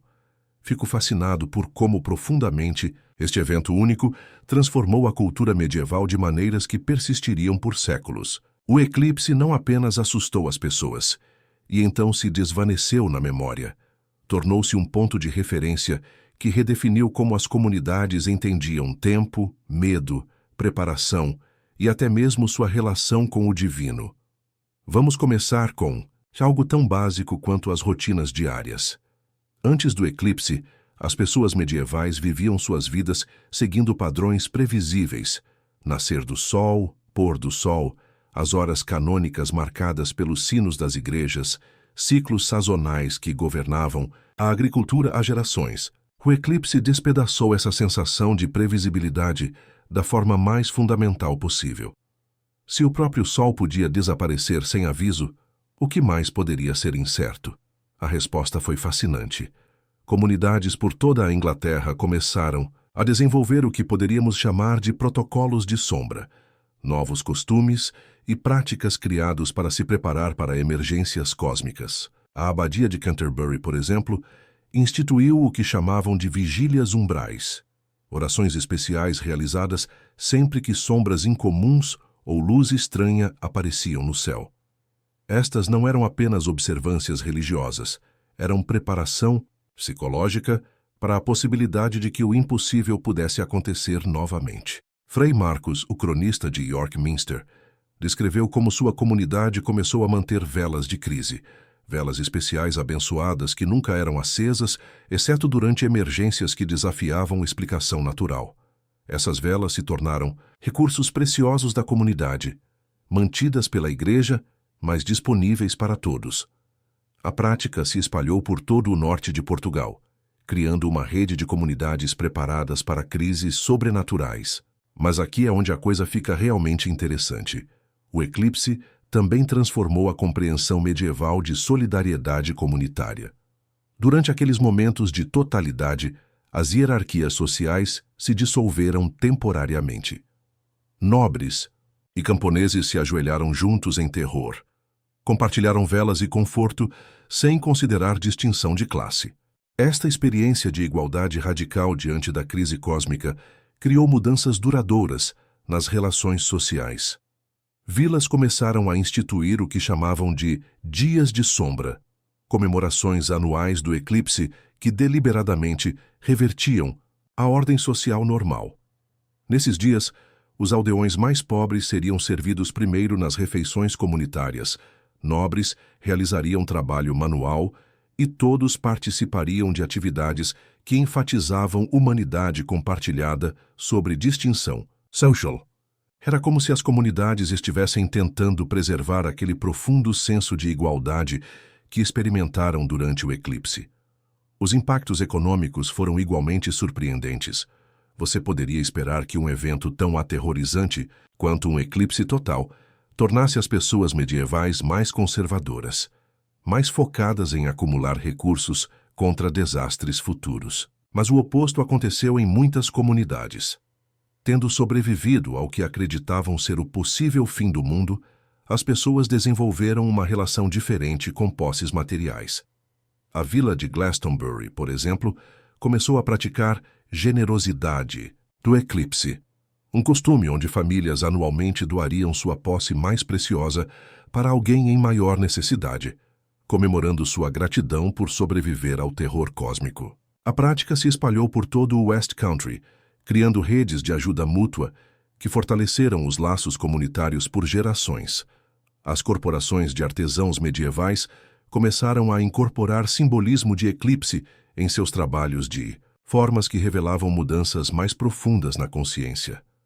A Corporação de Pedreiros de Winchester começou a esculpir pequenos símbolos de eclipse em todas as catedrais que construíam, não apenas elementos decorativos, mas o que chamavam de marcas de lembrança, que lembrariam às futuras gerações que mesmo as estruturas mais sólidas e permanentes existiam em um mundo onde o impossível poderia acontecer. Ferreiros começaram a forjar ferro de eclipse, ferraduras e ferramentas feitas com orações específicas e técnicas desenvolvidas após o eclipse.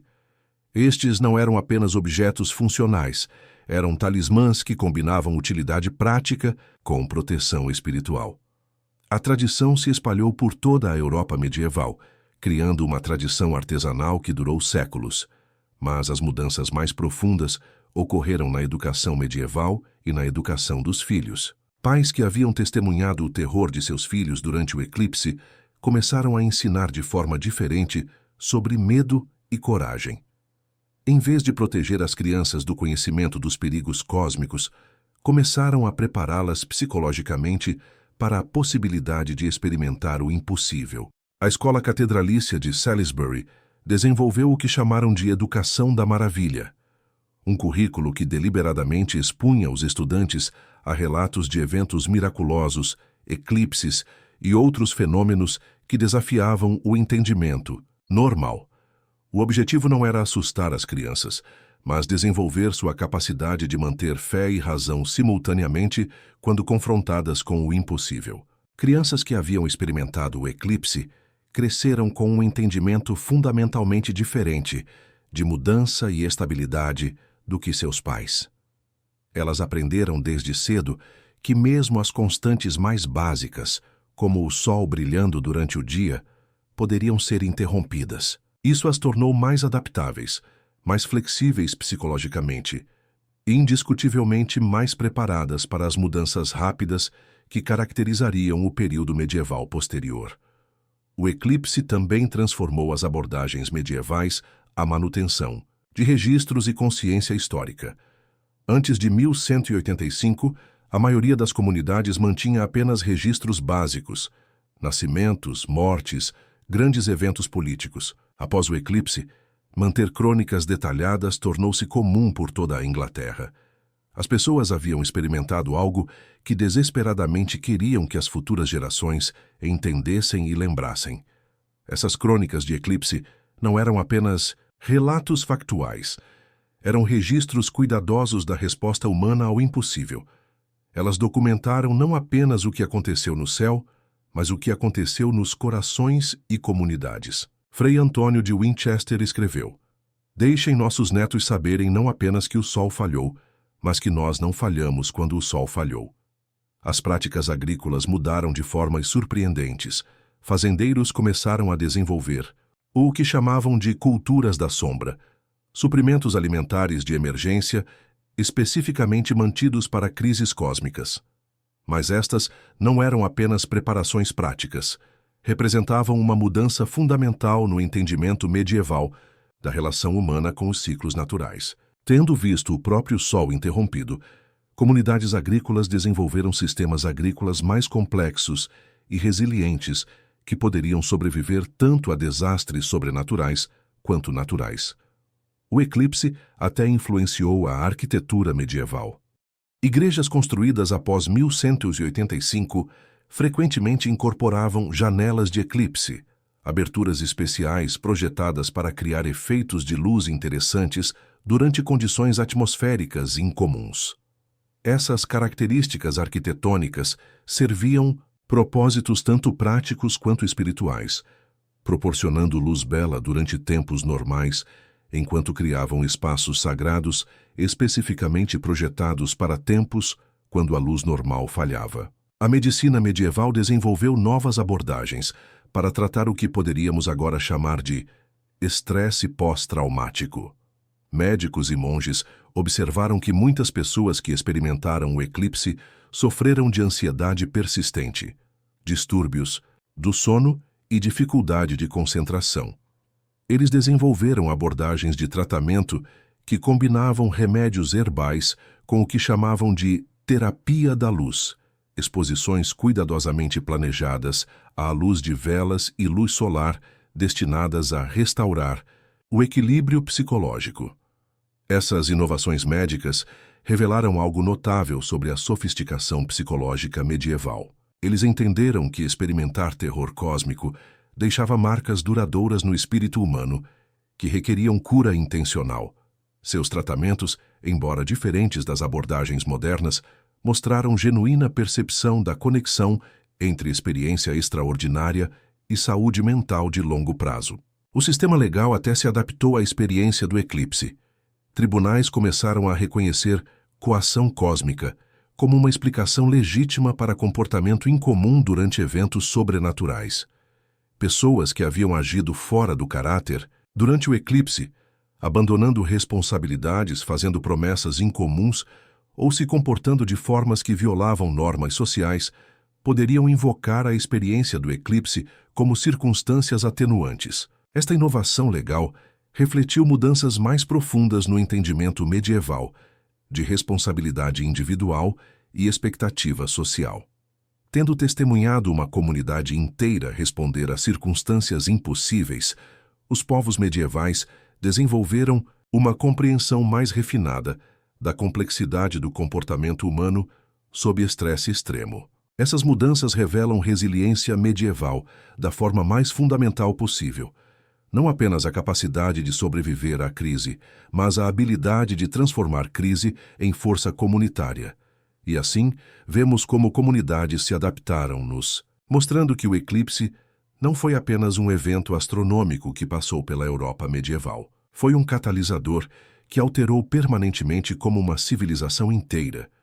Entendeu sua relação com o cosmos, criando legados que ecoariam através dos séculos de formas tanto profundas quanto totalmente inesperadas. Esta adaptação não era apenas sobre sobreviver a um inverno terrível ou entender um evento cósmico. Esta adaptação não se tratava apenas de sobreviver a um inverno terrível ou compreender um evento cósmico. O que emergiu das cinzas do medo medieval foi algo muito mais profundo, uma transformação cultural completa que reformularia como a humanidade abordaria o desconhecido pelos séculos vindouros. A geração que presenciou o eclipse de 1185 tornou-se portadora de uma visão de mundo fundamentalmente diferente da de seus pais. Eles haviam aprendido através da experiência direta que o impossível poderia acontecer, que as constantes mais básicas da existência poderiam ser perturbadas e que as comunidades humanas poderiam sobreviver a tais perturbações através do apoio mútuo e da resiliência adaptativa. Estes sobreviventes do eclipse tornaram-se professores, pais, líderes e cronistas que transmitiram mais do que apenas histórias de um dia sombrio. Eles transmitiram sabedoria duramente conquistada sobre enfrentar o desconhecido com coragem, sobre encontrar luz na escuridão, sobre descobrir força na comunidade quando a compreensão individual falhava. O legado acadêmico foi igualmente notável. As universidades medievais começaram a desenvolver o que poderíamos reconhecer como um método científico primitivo, não o empirismo sistemático que emergiria séculos depois, mas abordagens para compreender fenômenos naturais que equilibravam observação, lógica e intuição espiritual. O eclipse havia demonstrado que tanto o conhecimento acadêmico quanto a sabedoria popular tinham contribuições importantes a fazer para a compreensão humana. Irmão Alberto de Colônia, escrevendo 50 anos após o eclipse, capturou essa integração de forma bela. Aprendemos que Deus fala tanto através da revelação quanto através dos movimentos dos céus, e que a razão humana e a fé divina não são inimigas, mas parceiras na compreensão dos mistérios da criação. Esta síntese intelectual se mostraria crucial para o desenvolvimento do escolasticismo medieval e, eventualmente, para a revolução científica. A geração do eclipse havia aprendido a manter múltiplas formas de conhecimento em tensão produtiva, ao invés de escolher entre elas. O legado artístico se estendeu muito além das imagens do eclipse. Artistas medievais começaram a explorar temas de transformação, renovação e a beleza que poderia emergir do terror. As magníficas rosáceas que começaram a aparecer nas catedrais góticas durante esse período refletiam não apenas inovação arquitetônica, mas uma nova apreciação pela interação entre luz e escuridão. Manuscritos iluminados das décadas seguintes ao eclipse mostram mudanças sutis mas significativas, em como os artistas medievais retratavam a relação entre humano e divino. Onde a arte anterior frequentemente mostrava humanos como receptores passivos da ação divina, a arte pós-eclipse cada vez mais retratava humanos como participantes ativos no drama cósmico, não apenas testemunhas do poder divino, mas colaboradores no propósito divino. As tradições musicais que emergiram das comunidades do eclipse refletiam essa mesma mudança. O canto gregoriano começou a incorporar harmonias mais complexas, que representavam musicalmente a interação entre luz e escuridão, certeza e mistério. A música secular desenvolveu novas formas que celebravam a resiliência humana e a solidariedade comunitária diante da crise sobrenatural. A literatura medieval foi talvez a mais profundamente transformada. Os grandes ciclos de romance que definiriam a cultura medieval tardia. Histórias de cavaleiros enfrentando buscas impossíveis, amantes superando obstáculos sobrenaturais, comunidades sobrevivendo a crises mágicas. Todos carregavam a profunda influência da experiência, do eclipse. Essas não eram apenas histórias de entretenimento. Eram modelos culturais para compreender como os humanos poderiam enfrentar o impossível com dignidade e coragem. O eclipse havia ensinado às pessoas medievais que seu mundo continha mais mistério e possibilidade do que elas haviam imaginado. A literatura tornou-se uma forma de explorar essa sensação expandida das possibilidades, tanto terríveis quanto maravilhosas, em um universo onde até mesmo o sol poderia morrer e renascer. Talvez o mais importante seja que o eclipse estabeleceu padrões de resposta comunitária à crise que serviriam à Europa medieval através dos desafios do final da Idade Média. A peste negra, a Guerra dos 100 Anos, as convulsões sociais do século XIV, todas seriam enfrentadas por comunidades que haviam aprendido com seus ancestrais do eclipse como manter a dignidade humana e o apoio mútuo quando confrontados com o aparentemente impossível. Os sobreviventes do eclipse haviam descoberto algo profundo sobre a natureza humana, que as pessoas estão no seu melhor não, quando a vida é fácil e previsível, mas quando enfrentam o desconhecido, juntas com coragem e amor. Esta descoberta tornou-se parte do DNA medieval, moldando como as comunidades responderiam às crises por gerações. À medida que chegamos ao fim de nossa jornada, podemos ver como um único dia de terror cósmico tornou-se o alicerce para séculos de resistência humana, criatividade e esperança.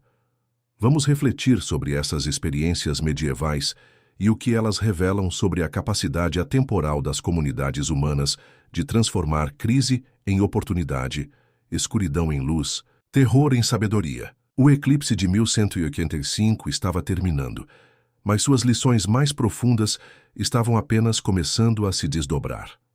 Enquanto as comunidades por toda a Europa medieval se acomodavam no conforto reconfortante da luz solar que retornara, algo profundo havia mudado no espírito coletivo da humanidade. Elas haviam testemunhado o impossível e sobrevivido a ele.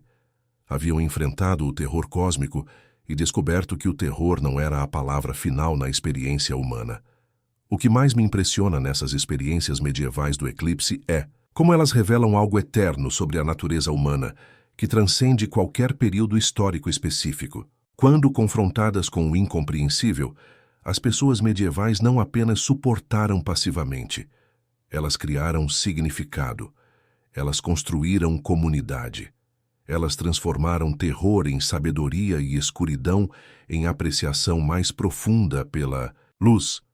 Imagine irmão Tomás, nosso sábio astrônomo, sentado em sua cela monástica semanas após o eclipse, escrevendo em seu diário à luz de velas.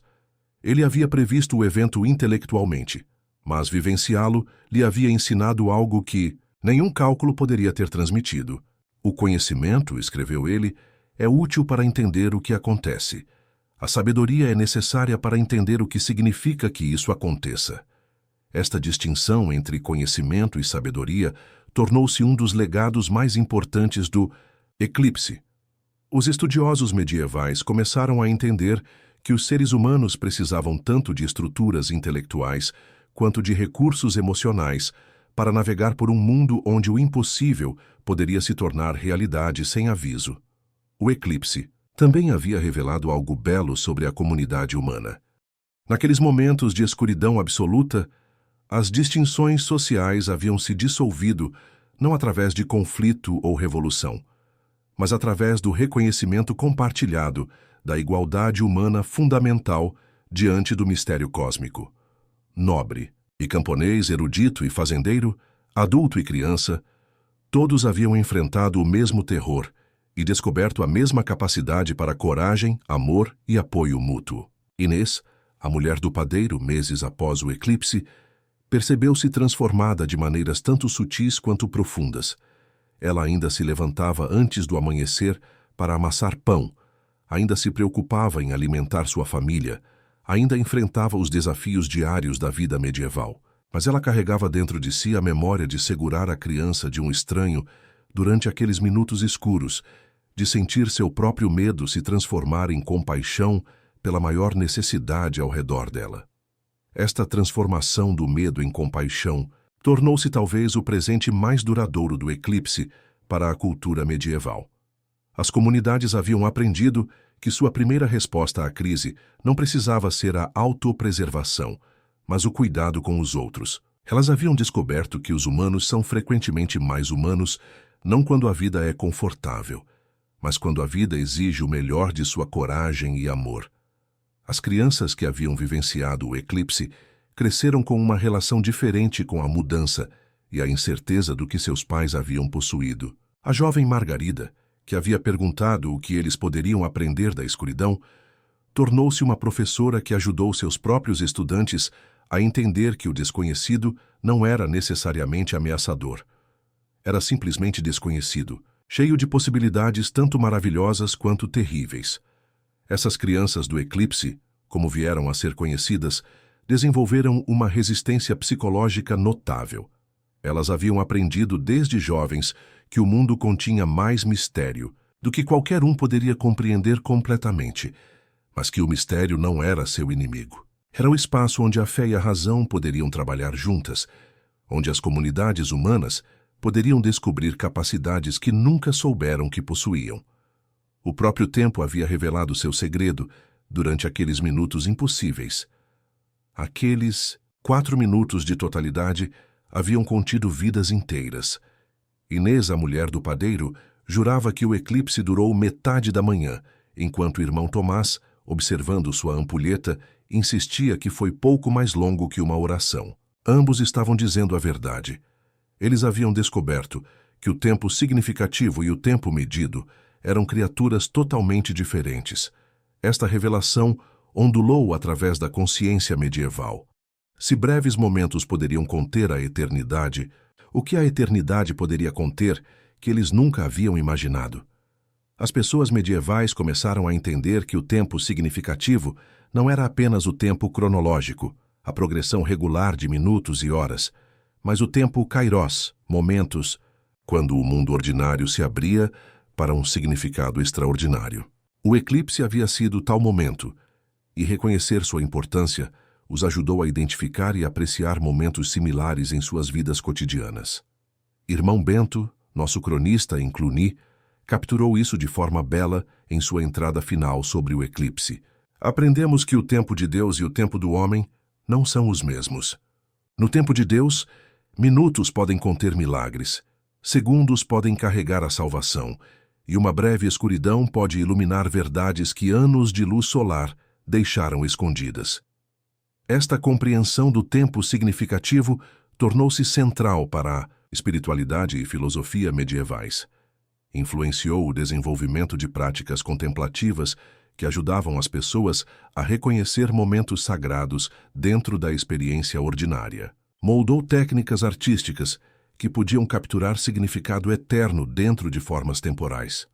As comunidades agrícolas que enfrentaram o eclipse desenvolveram o que chamavam de sabedoria sazonal, um entendimento mais profundo dos ciclos naturais que incorporava tanto padrões previsíveis quanto a possibilidade de perturbações sobrenaturais.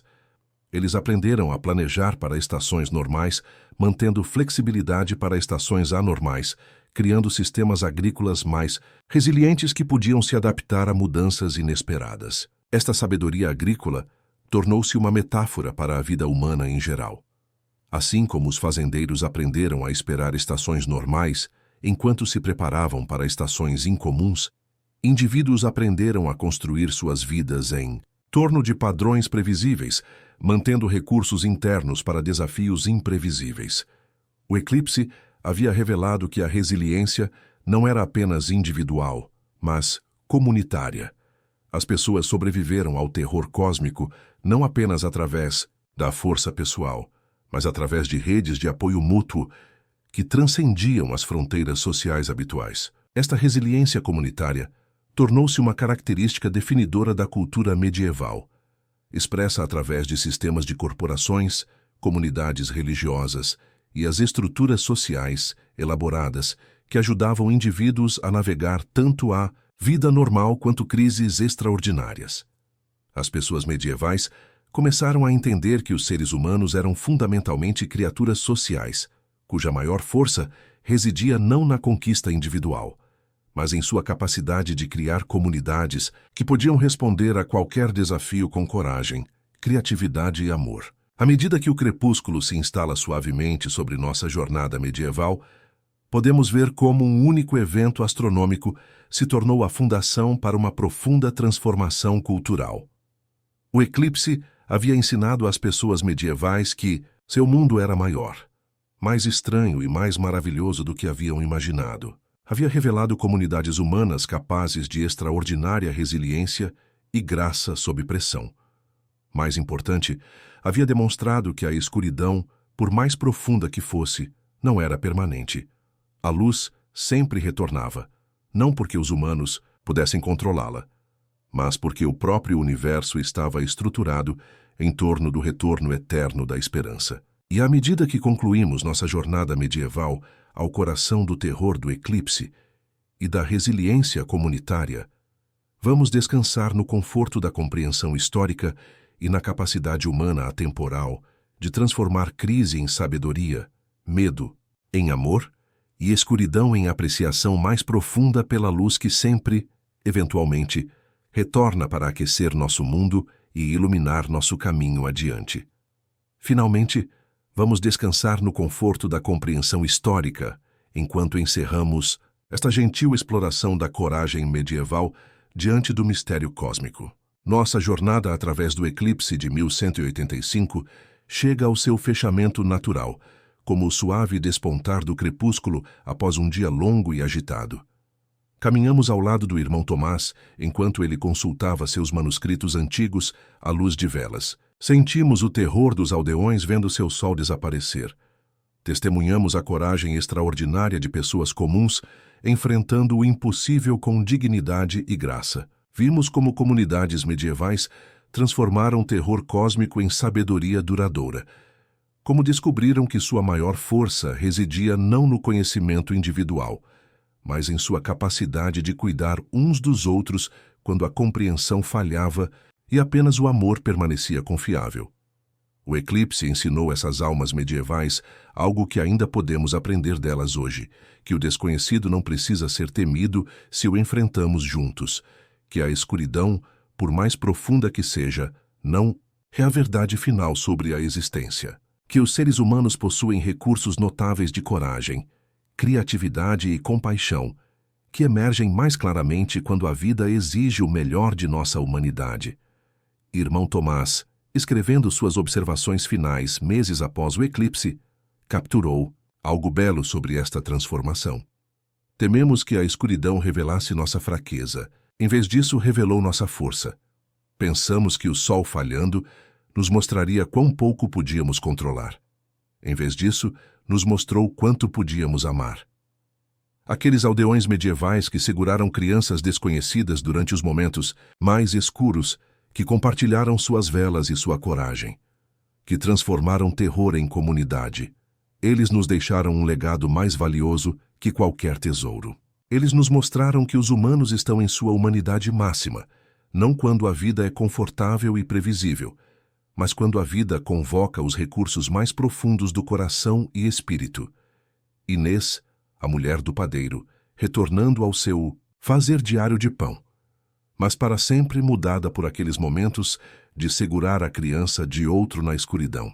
A jovem Margarida, crescendo para se tornar uma professora, que ajudava estudantes a entender que perguntas podiam ser mais valiosas que respostas.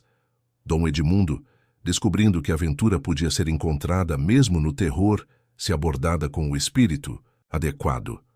Cada um desses indivíduos carregou adiante a lição mais importante do eclipse. Que significado vem não de evitar crise, mas de como escolhemos enfrentá-la? Que a resistência não nasce de fingir que o mundo é seguro e previsível, mas do desenvolvimento de recursos internos para enfrentar o imprevisível com graça. Os sobreviventes do eclipse tornaram-se os professores de sua geração, transmitindo sabedoria duramente conquistada sobre encontrar luz na escuridão, sobre descobrir força na comunidade, sobre manter a esperança quando a esperança parece irracional. Eles aprenderam que o espírito humano, como o próprio sol, pode desaparecer temporariamente, mas possui uma capacidade extraordinária de renovação e retorno. As pessoas medievais entendiam algo que às vezes esquecemos, que não somos indivíduos separados, lutando sozinhos através de um mundo incerto, mas membros de comunidades que podem apoiar uns aos outros através de qualquer desafio. Se lembrarmos de estender a mão através das fronteiras que normalmente nos dividem. Sua experiência do eclipse tornou-se um modelo para enfrentar todos os outros eclipses que a vida traz. As trevas pessoais da perda e do luto, as sombras coletivas do conflito e do desastre, os desafios culturais que testam nossa sabedoria e determinação coletivas. Enquanto nos refugiamos no conforto sereno da perspectiva histórica, levamos conosco seu presente mais precioso, o conhecimento de que a escuridão revela o verdadeiro valor da luz. Aquelas almas medievais que seguraram crianças desconhecidas durante o terror cósmico, que compartilharam suas últimas velas com vizinhos que mal conheciam, que descobriram que o amor cresce mais forte nos espaços onde o entendimento falha. Eles nos deixaram um roteiro para navegar nossos próprios momentos impossíveis. Em nossa era de incerteza, sua sabedoria do eclipse sussurra através de 8 séculos. O desconhecido não é seu inimigo, o isolamento não é seu destino, e os momentos mais sombrios frequentemente geram as descobertas mais luminosas sobre o que os humanos podem se tornar quando escolhem se tornar juntos. O eclipse de 1185 terminou há mais de 8 séculos, mas suas lições continuam a iluminar nosso caminho adiante. Aquelas comunidades medievais nos mostraram que os seres humanos são capazes de graça extraordinária sob pressão, resistência notável diante da crise e bela criatividade ao transformar terror em sabedoria. Viajamos juntos através daquela manhã aterrorizante de agosto. Sentimos o medo dos aldeões assistindo seu sol desaparecer. Testemunhamos a coragem de pessoas comuns enfrentando o impossível. Descobrimos como os cálculos do irmão Tomás significavam pouco comparados à resposta humana. Como Inês, a mulher do padeiro, encontrou força ao cuidar dos outros, como comunidades inteiras transformaram terror cósmico em sabedoria duradoura, sobre enfrentar o desconhecido juntos. Através de nossa jornada pela experiência medieval do eclipse, você conquistou algo precioso, uma compreensão de como os humanos sempre encontraram luz na escuridão, como as comunidades sobrevivem ao impossível através do apoio mútuo, e como os momentos mais aterrorizantes frequentemente revelam nossas maiores capacidades para coragem e amor. O irmão Tomás, fechando sua crônica final do eclipse, ofereceu palavras que falam através dos séculos para nossa própria época. O que testemunhamos no céu foi maravilhoso e terrível. O que descobrimos em nós mesmos foi simplesmente maravilhoso. Que aqueles que vierem depois de nós lembrem de ambas as verdades, que o mundo contém mistérios além de nossa compreensão e que nós contemos capacidades além de nossa imaginação.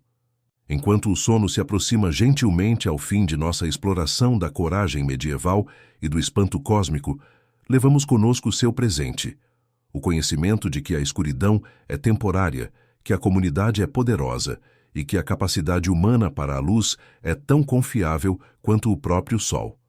Se esta jornada gentil através dos mistérios da história trouxe a você a paz e perspectiva que buscava, você pode encontrar conforto em explorar mais destes momentos históricos acolhedores juntos.